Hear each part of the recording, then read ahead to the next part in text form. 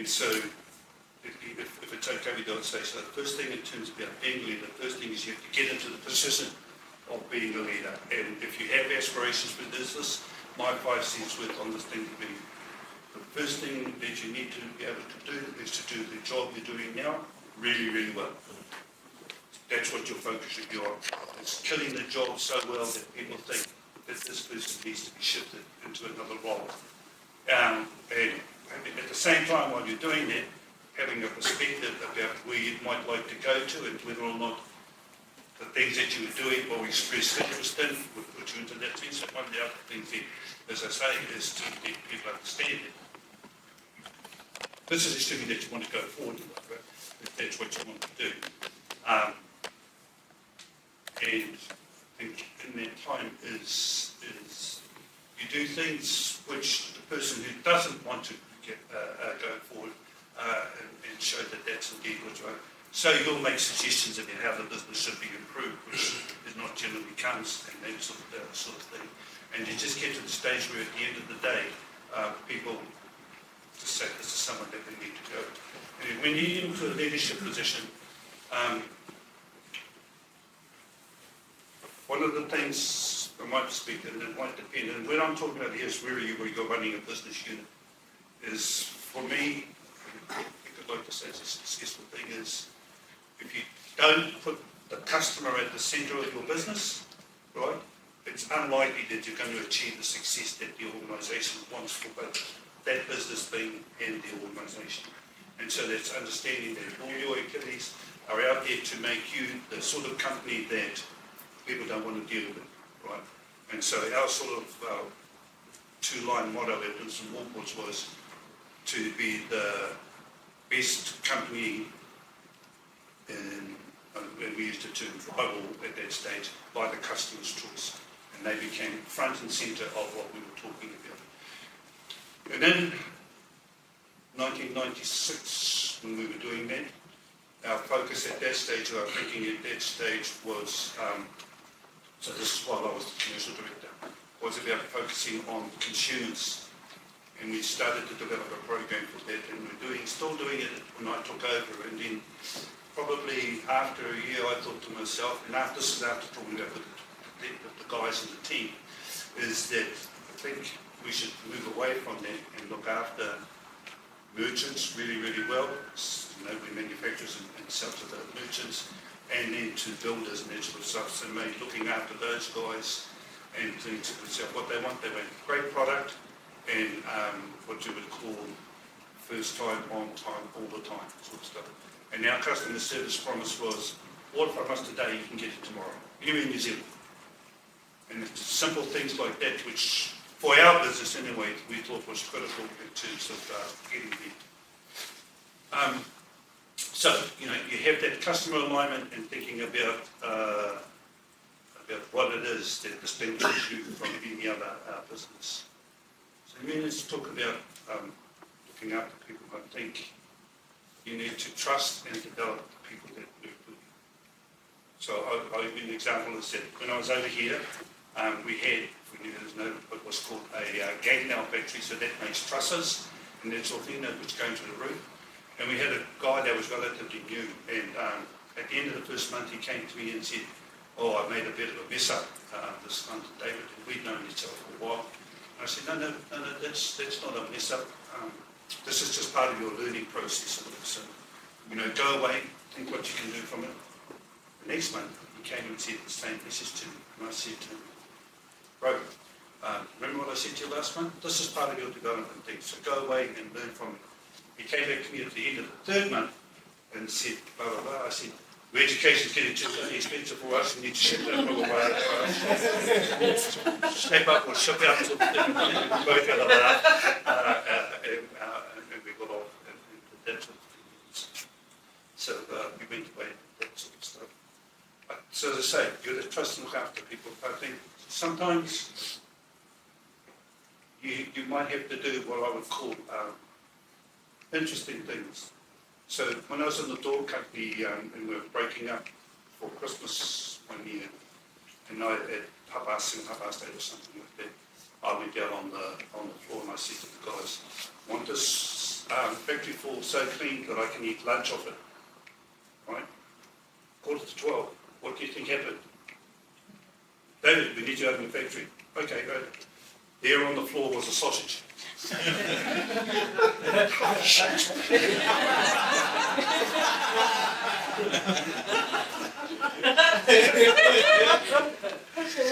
And then, I said to you, as one of those periods I went on some best practice tours. One of them was to Australia, and we visited a company called Big Ben's, which was a pet food company and whatever. And so they'd given us their lecture and we talked around and whatever, and I was leading the group on the tour. And anyway, so we got to one stage where one of the quality guys from us, and he said, "Oh look, just thought we'd talk to you guys about some of the quality checks that we go through." And so he had a can of cat food there, right? And he picked up and he said, put it out and look at it, and stir it around and think, "Oh yeah, what's that like?" Whatever, and smell it. And he said, "Pick it up and roll it around and feel what it's like." You know what he's going to do, eh? Pop into his mouth, right? And started to chew it. Everybody started walking backwards like this. There I was in the front. So what do I have to do? Try to eat cat food.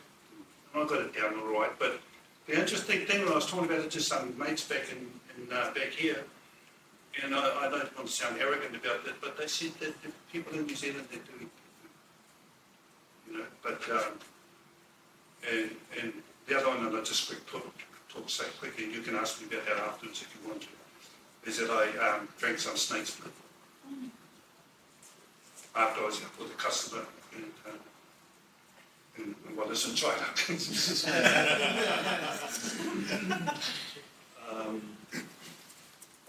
And so one of my things as I was talking to somebody is what I found was useful is something which I call managing by wandering around.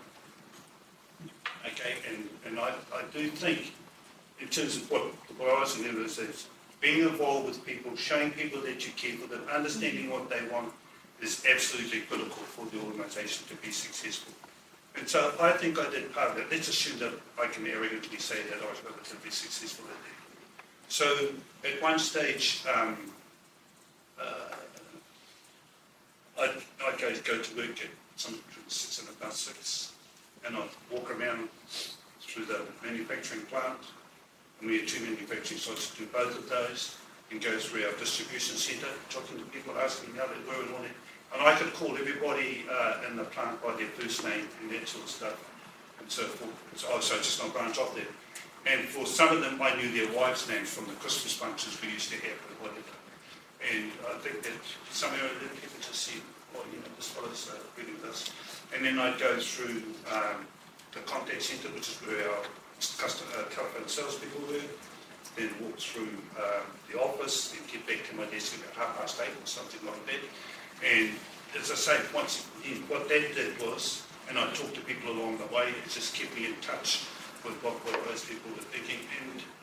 And I think that's genuinely what people might say is at the end, that those people know that you care for them and want them to be successful in their roles and do whatever you can to get them going.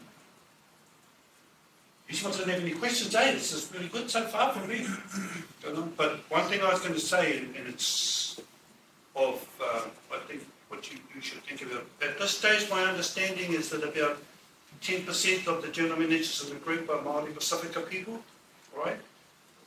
And I think about this fondly is that, and you may or may not be aware that when we run people surveys and that sort of stuff, and so forth, you end up with scores that don't and then promoter score or something like that. And in 2018, I think it was something that I wasn't aware of it, but it was on one of these courses when we were doing the end of year thing out at the Marae. And one of the HR people was there and she said, "David, do you know that you and Ken are the only ones that got over 70 in your net score? Ken Samoan." Right? So this is Ken Ludwiger, his brother was the MP for Bid. And so just take heart from that to understand at the end of the day that there's nothing stopping you from being into that sort of position except yourself. And the other thing is, before I get to things, so I was speaking with one of our guys in Whangarei yesterday, and he said something which took me back a bit. He said, sometimes, even though you're capable of going on, you might look at the stuff and say, oh, no. So that's one thing I should say, is that being a leader of a business GM does take a lot of time. All right? 45-hour weeks, nothing in that role. So that's what you have to be prepared. Now, that's been my experience anyway, of really doing stuff. So, so if you're there at 6, and I know one of the guys said, you're here at 6:30 and you leave here at 6:30 or whatever. I know people on shift work do 12-hour shifts and that sort of stuff and so forth. But that's been my experience, is that it does take time. And so you just need to make sure that while you're doing all the stuff, that this one, the ones that aren't, don't get left behind. I think that's all I've got to say to you. Sorry, I know I was rushing my cow. Nothing?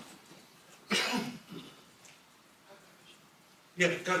You mentioned a few times in your career journey you were, called to go prepare for a meeting for a new job. What did you do, aside from obviously doing your job really well, that put you in that position to be the person that they thought of? Okay, that's all I did. I did my job really well. Although, to be naughty, I might say that I used to walk around the building a lot and talk to people in different parts of the organisation and that sort of stuff and so forth. But, and while it sounds like, I think at the end of the day, I started to think it's probably only 6 times. So it's true that all the jobs I've ended up with where I was asked to move. 3 times I applied for a role, I didn't get it. One of them, because I'd already had somebody in mind, and actually I was talking to one of the guys who said no to me about a year ago, and I said, the last time we met was in 1988, when I came and applied for a job for you guys to sit down with Rue, and he said, we didn't give it to you, and I said, no, he said, we made a mistake there, eh? And I said, that's your assessment to make or whatever, and so forth, but yeah, I know it just doesn't make sense. As I say, the job that I applied for, I didn't get. So I'm not sure, sort of thing. But I think, and this was something, as I said, when I say about when you get promoted, do your current job really well, oh no, I wasn't aware of this, but back in the, must be early 80s, one of my bosses said to me, that someone had said to him that I only got my roles because I was Māori, whatever. And my boss said, I said to him, I don't know if that's true or not, he says, but let me tell you, he keeps his job because he does it bloody well.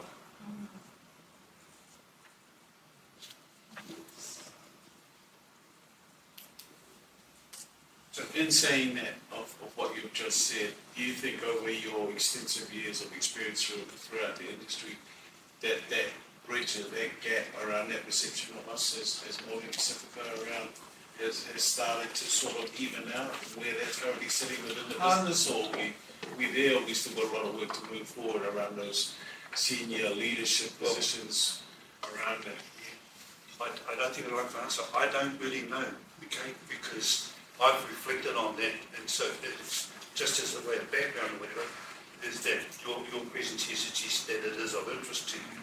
I think, to progress with the reflections and that sort of stuff. And so, back in '88, we had a program which financed people through the bachelor degree, all right? And this was part of the education thing that Māori and Pacifica people. It was actually primarily Māori there, I think. And let's say in the first year there was 12 or 14 of them, right? They were all offered jobs in Fletchers. 2 of them accepted, and both had left within 5 years. And I'm not sure, so I started to wonder what it was me, but that's why I'm happy here. And most of them went back into where there's serving the Māori community was a lot more direct, and that sort of stuff. And it's not an excuse, but I was conscious of that. And so when somebody asked, one of my uncles asked me to join a Māori Landing Corporation board back in Rotorua in 1998, I said, yeah, and I've been on it since. So I've been doing it that way. But I think if there is anything that's stopping it, I don't think it's conscious. You know, but I haven't asked anybody, or I haven't got any organisation or Pacific of people that you can go through there. There's a lot of them up to a level here, you know, like running teams and plants and that sort of stuff and so forth. And what I'm not sure about is whether when they look at somebody's CV and whatever, I haven't thought about this much, is whether or not the tertiary qualifications or whatever come up as an issue again, right?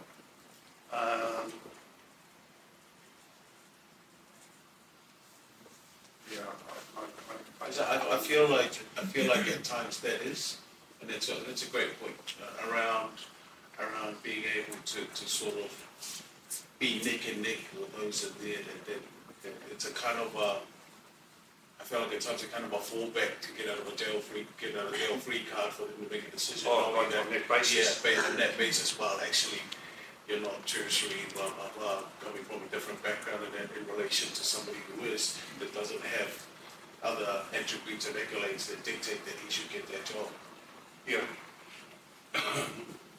Yeah, I mean, I haven't done any interviews for those roles, so I don't know what sort of things that they look for. But it wouldn't surprise me if that was the case instead. And I think, as I say, at the end of the day, one of the key things that you need to do as a GM is to think about, and I'm going to use the word strategically for your business. You know, the fact is that the niche units help you through that sort of thing anyway, but they're looking for the initiatives in there to come from the general manager and to understand that sort of thing.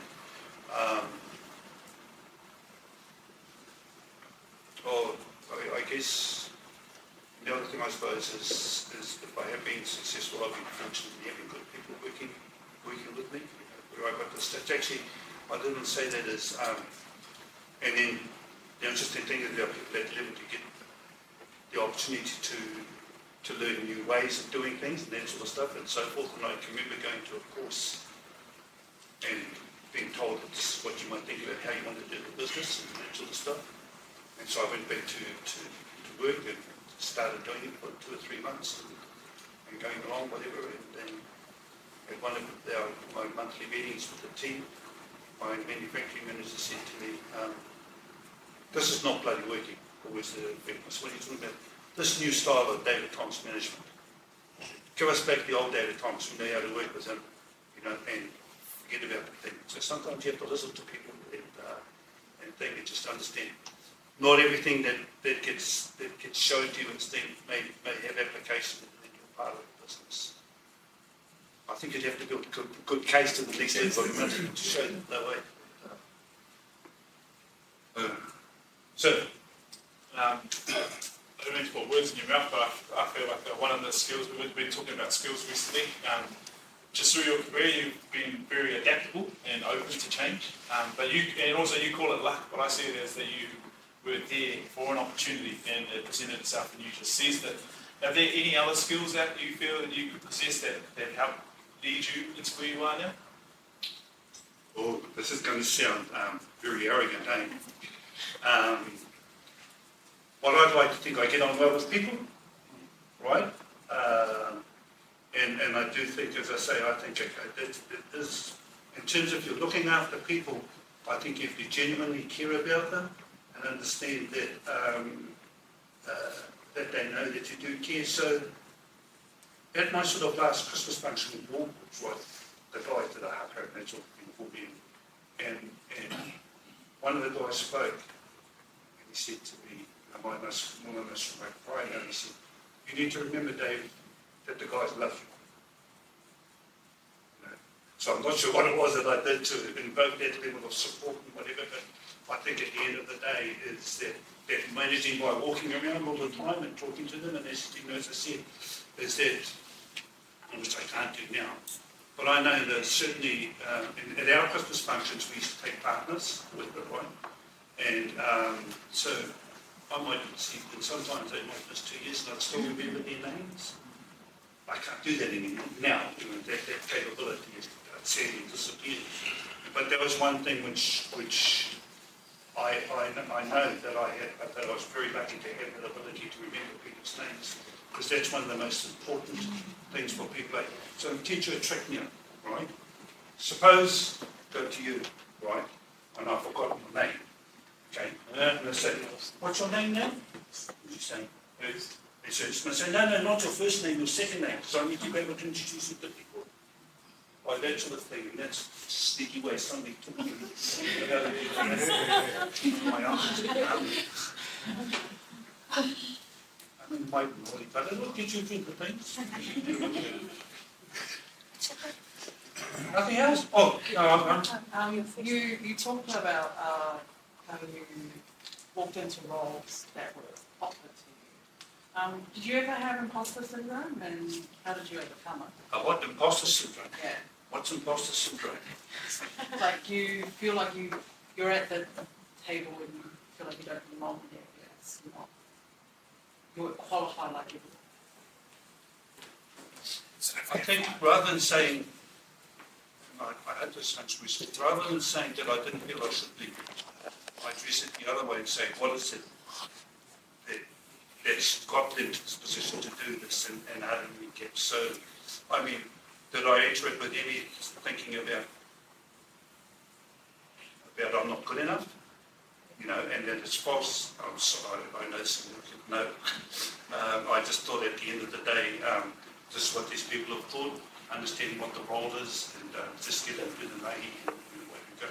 I hope, so I don't think I felt what you've asked me. And my perspective about it is, if you can develop that thing to think like that, then go for it. It's,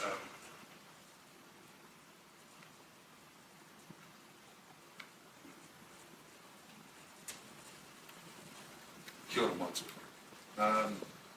Couple of questions. Throughout the years in the management tier that you've been, did you ever mix your culture, te reo? Not mix, but you had to take off your manager's hat and put on your te reo. So, for example, the placemakers up in Whangarei, did you ever have to deal with iwi's before they started at any stage? There were some placemakers in Whangarei, that was 1979, Yeah. and that sort of stuff wasn't part of So the you just went in operating took it. environment. Yeah. And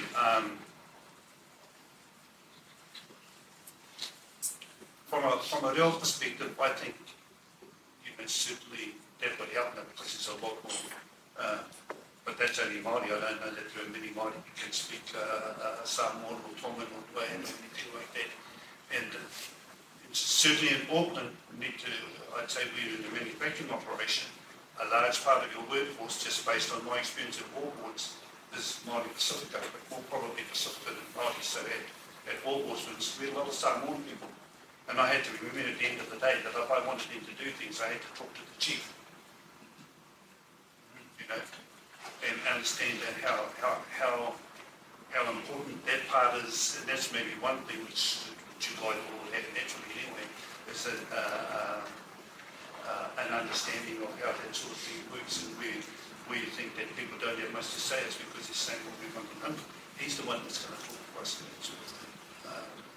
But I do know that certainly the Pacifica community in Auckland was stoked to have me as a Pacifica person, more from as the business unit here. So you also talked about being in those roles, 45 hours for stuff. How did you balance that? Yes. I didn't do that very well when I was at Wallboards, to be honest.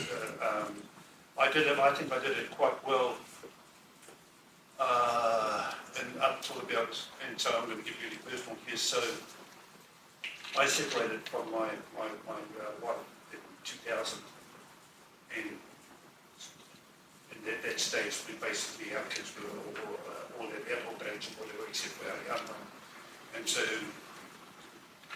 I didn't have the same pressures that someone that's living in a relationship or, those things that didn't. So, but I think I managed it reasonably well up until then, and in fact made sure that work didn't impose upon those sorts of things.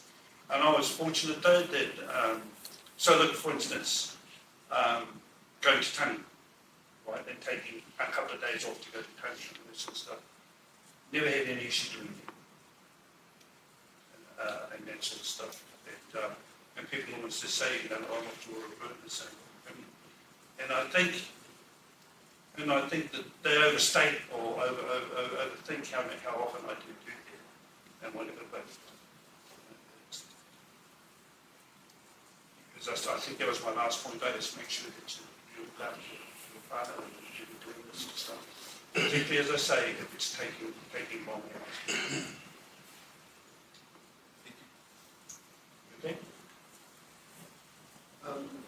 Throughout your long illustrious career, do you have any regrets when you reflect back to the time throughout different management periods?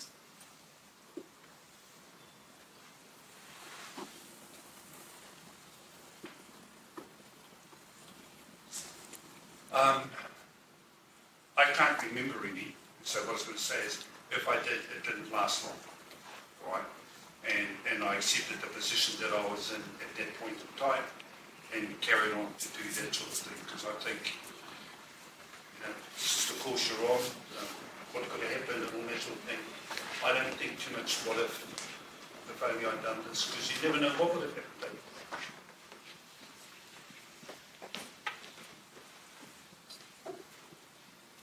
As you reflect back on your career, what are the things that you sort of hold the most joy of having a company? People relationships that I formed. So I stopped working with a guy in 1986, and yet I'm going out to see him and his wife on Monday afternoon because she's not well. And some people that, so like at Wallboards, I worked with some people for close to 30 years. And we form close working relationships and whatever, respect for each other. But that's the thing that I'll remember the most. Oh, there'll be some business outcomes, like, and this is one thing that I didn't sort of talk to you about in terms of a measure of our success in terms of things that there used to be a thing called the Hardware Awards, where this person for the hardware industry, so we're talking about the placemakers and the sort of stuff, she awards in 2004, they introduced best supplier category, right? And so we entered, and we won in 2004, and I'm talking about Princeton Awards and whatever. And so in terms of, so I went up to collect the prize, and I said, look, to the audience, this is awesome, but I know this much, I'm getting it on behalf of the company, so I want my team to stand up, right? And you guys all acknowledge them as a key part of our organisation doing this sort of thing. We won it for the next 16 years. And so, and that was, as I say, a commitment by it and the organisation accepting it, but the team defining what it is that we needed to do to really, really look after our customers. So there's, as I say, I think I started off my talk by saying that to you, you want to be successful in the business, you've got to know what your customers want and look after them better than anybody else. Is that okay for you? Yeah, thank you. No. What's your name? Yeah. Was there ever a time during all your promotion and stuff that you negotiated your salary? No. So you just said yes to what they offered you? Do you wish you negotiated? No. So that's reflecting the trust again. Sometimes I wondered about whether or not it was fair, but I thought, well, that's all right. I'll just take my salary in the form of the bonuses that I'm getting for it. I don't. I think so. Like even my starting salary, I didn't ask for. They said this is what it is. Back in '76. you know, I don't think I do.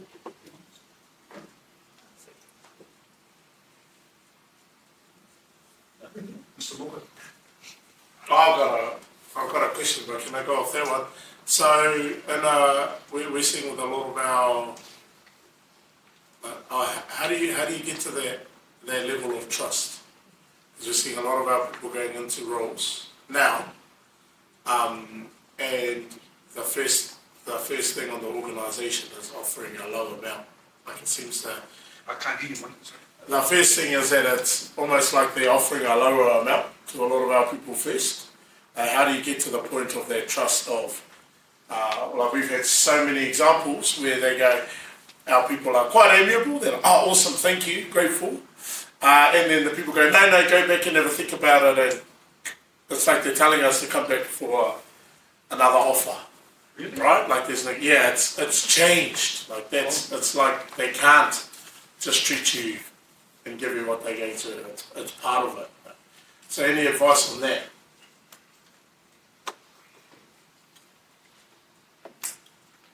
I guess because it's totally new to me, Mike. I think the key thing is just to get good data, right, and understand what's happening to other places and so forth. Just use all your connections to understand what's happening over here and there, and then to be able to argue your case.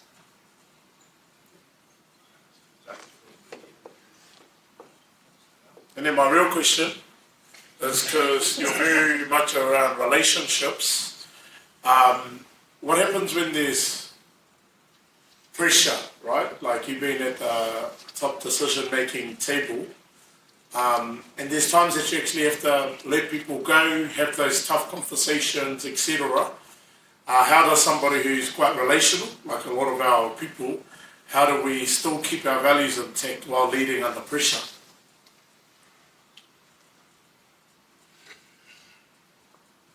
Just have to be honest with them.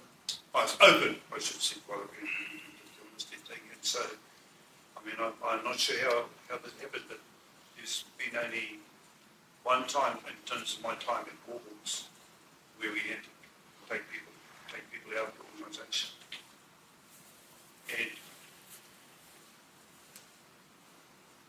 I was so concerned about it and could bring the team together and talk to them about it that I actually wrote my speech that I want to say to make sure that I covered all the things that not rely on my memory to speak about with them. And all I can say about how that process went, Mike, is at the end of it, they were awesome to me. The guys that lost their jobs and whatever and so forth. We understand that that's how it is. But thank you very much for what you did for us prior to that sort of thing. And if you needed any demonstration that looking after people was important and whatever, then that was a great example, even reinforced my perspective about the appropriateness and the correctness of it. Yeah,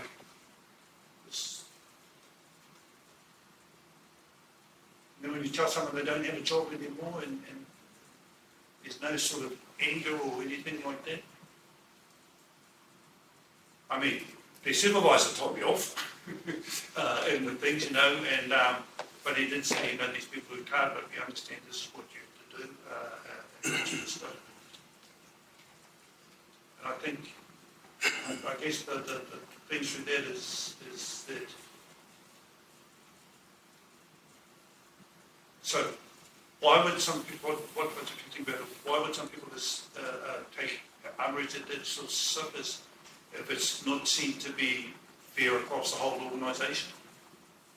And I'm not, it's not easy to, let's say you've got 100 people and you've worked out that XYZ numbers there, to take it out across the thing, because what has to happen is the amount of work that is appropriately and needs to be done has the right number of people. But if you're putting out less product and whatever, don't get the same. So, but it does get tricky. And I guess, as I say, there was only one time in 23 years at Warhorse that we had to do that. And I was fortunate that I didn't have to, in terms of people who reported to me. Once again, in the same way, I've been lucky in the people I recruited, because I think over those 20 years, probably only had to take out 3 people who ordered.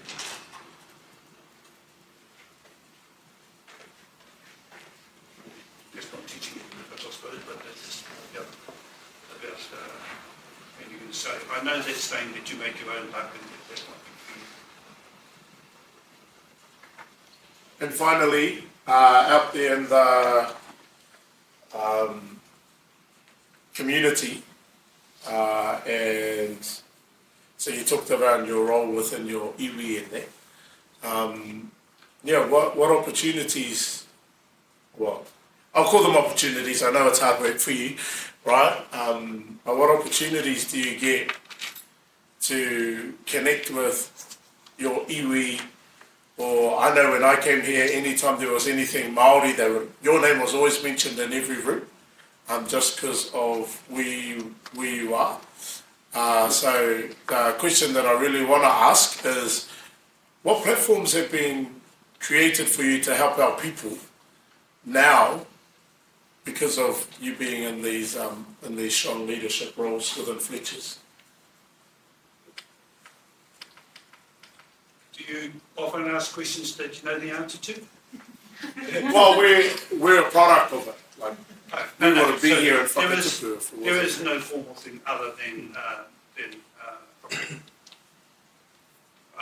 mean, and it's not me. Val does a lot more in this area, and the interesting thing I think is a lot of it is in the construction division, or that's my understanding of the sorts of areas, and so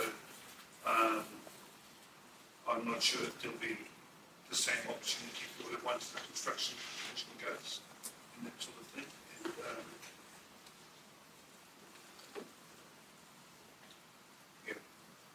I heard what you said, I've got to do more. I think that's what you're really saying, so. No, can you tell everyone what happened at the Te Aroha Regionals? You had one of your cousins from Whakaue, and just the conversations that you have, if you remember, about people wanting to have conversations with you around things that they can do, right? And I'll do this premise for everyone so you can see the hidden agenda, but just purely based on Matua David's status, right?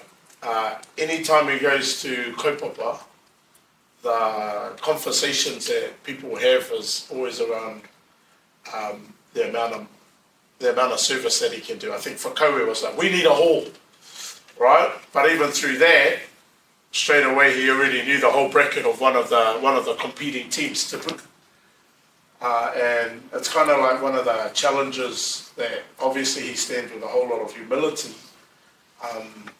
But people would love to have those types of opportunity to serve their whānau hapu iwi. And I think of that kōtiro that just got drafted into basketball. Hey, the amount of people that she can serve now, that she's already just by focusing on her playing basketball, right? But it's not just amazing people like that, it's actually through the service of mahi. So you'll see a lot of the humility with Matua David, but he might not see it. But even just walking into rooms, What's your question? can help people out. Well, I'm trying to get you to tell people the story of when you went down to Te Aroha, Kapahaka, and you had your cousins in there and they're having conversations about how you can grow, was it the hall, the gym, schools, something like that down in Te Aroha. We talked about it last month. Did we? Yes. Well, you told me about it. And I'm like, these are just cool conversations to be in. You know? Oh, There you I go. think I might have misled you there. So what that sort of thing was that Bell has been doing some work with Wendy Waititi, and this sort of bit at the school we can set up a gym next to it that they can use. Sort of thing. I said, no, I'm going to take that as an opportunity back to Rotorua first, so I have talked to people about if there's anything, and I just got to try and figure out is what level of interest will Fletcher have in developing that sort of thing. but I don't know. Is that the one we were talking about? Oh, okay. Now, the other one I thought I might talk to you about was a couple of a month ago. I was down in Rotorua, and my nephew came up to me and said, "You need to come back to Rotorua." And I said, "What for?" He said, "Because we've got no one at your thing in our whānau to provide us with leadership guidance." You know how I feel about that sort of thing, eh? And I thought, really? And then I said, "You do understand that my 3 kids, my 4 mo'os, all live in Auckland, right? And none of them are going to come and live down in Rotorua for them." And they said, "What about if you come down?"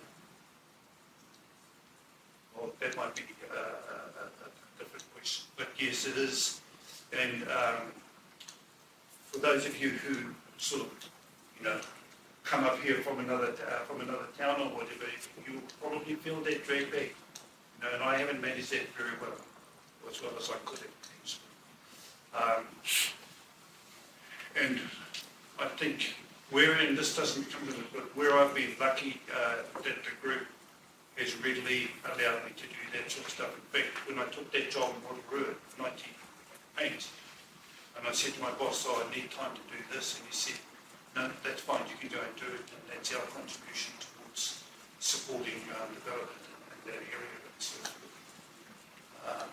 But they've been very lucky, and I've been lucky in being able to join other organisations as a flexibility from once again is just having a wide network, just to open your mind to a whole lot of different thoughts and whatever. I think that's helped, but I'm not really sure.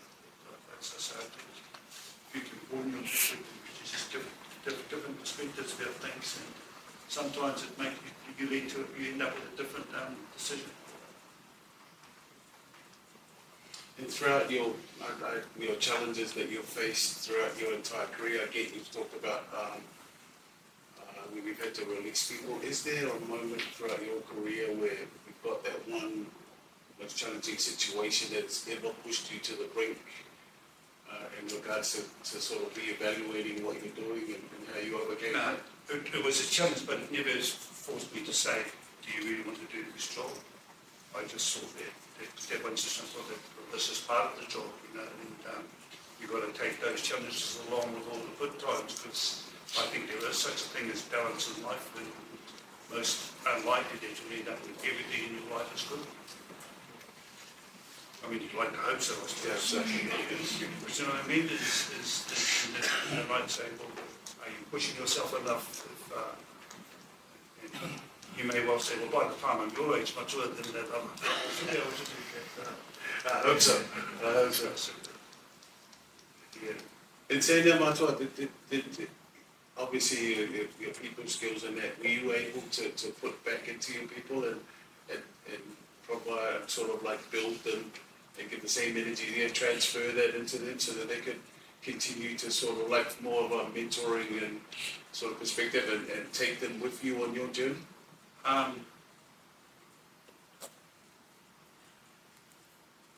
I'd like to think so. The one organisation that I'm associated with at the moment, so we went to a new GM in 2017, and I'd like to think I've helped in this development,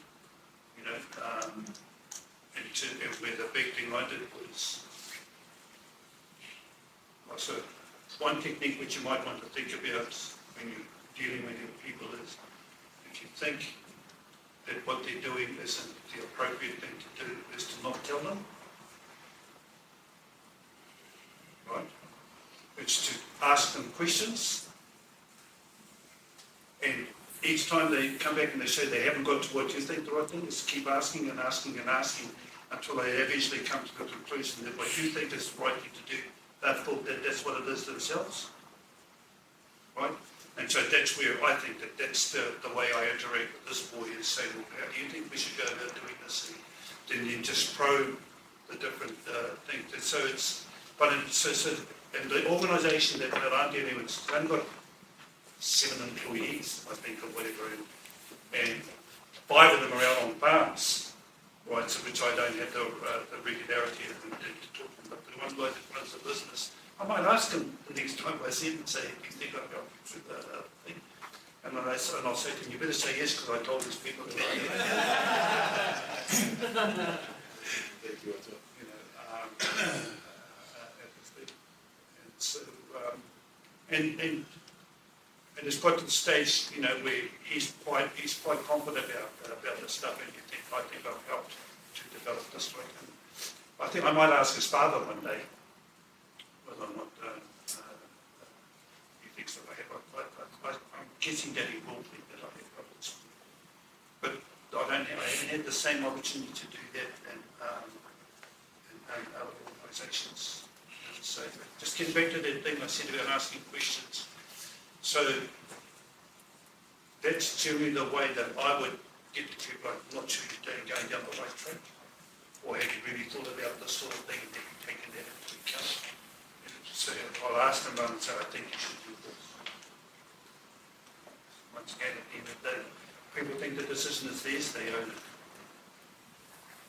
And feel a lot more committed to achieving it rather than me saying, particularly if they're not sure that it's right, they need to explore it with the person who does it. I know we're going in regards to time, so I don't want to steal too much of your time with David, but is there any more pressing questions before we ask him for his believable conclusion? Really? Okay. Awesome. So, you know, added information in the thing here is I'm more than happy to speak to any of you to things. So if it's of any interest, you can request. My phone number is 02749838. You're already on workday motto, so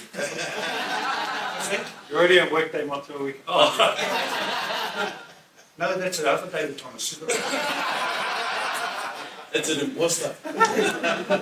So now I'm going to be sure. I think, and I know there's some, having a good sense of humour, I think, helps mixing with people in whatever way, it helps them to relax a little bit. We can get together on this stuff. But look, thank you for the opportunity to speak with you. I hope you'll be able to take at least one little thing out of here that will help you on your journey. And if you're not, then have a think about it and come back and see if I can help you. Is that all good? Okay. Appreciate it. I'm more than happy to do that. Right. This is a good wake-up call for me, you bugger. I love you so much. All right, so all the best that I can say to you. So at the end of the day, it's up to you. If it's to be, it's up to me. Yeah.